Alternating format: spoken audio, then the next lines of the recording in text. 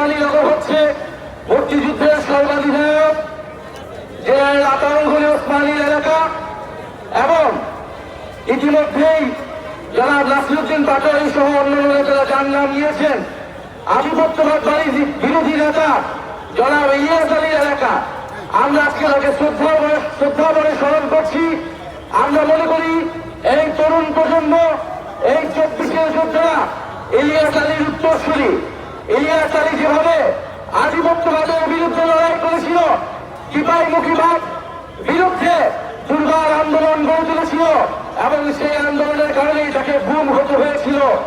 আমরা সেই ইলিয়াস আলীর চেতনাকে ধারণ করি, কিন্তু দুঃখের বিষয় বর্তমান সরকার, ইলিয়াস আলীর দলের সরকার ইলিয়াস আলীর চেতনাকে ধারণ করে না।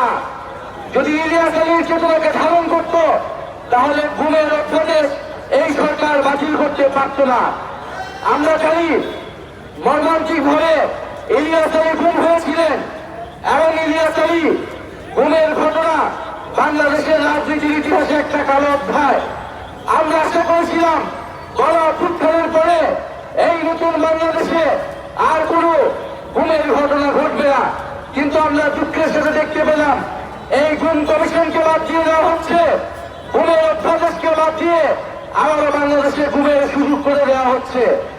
আজকে কুড়িগ্রামে হামলা হয়েছে, সিলেটে হামলা হয়েছে, গতকাল হবিগঞ্জে হামলা হয়েছে, তার আগের দিন হবিগঞ্জে কিশোর আলী তার চোখ কেড়ে নেওয়া হয়েছে। আমরা সরকারের কাছে বলেছি, সরকার যদি বিএনপি যদি তার তৃণমূলের কর্মীদেরকে নিয়ন্ত্রণ করতে না পারে, লাগামহীন ভাবে বিরোধী দলকে দমন করে, তাহলে এই সরকারের ভবিষ্যৎ খুবই খারাপ।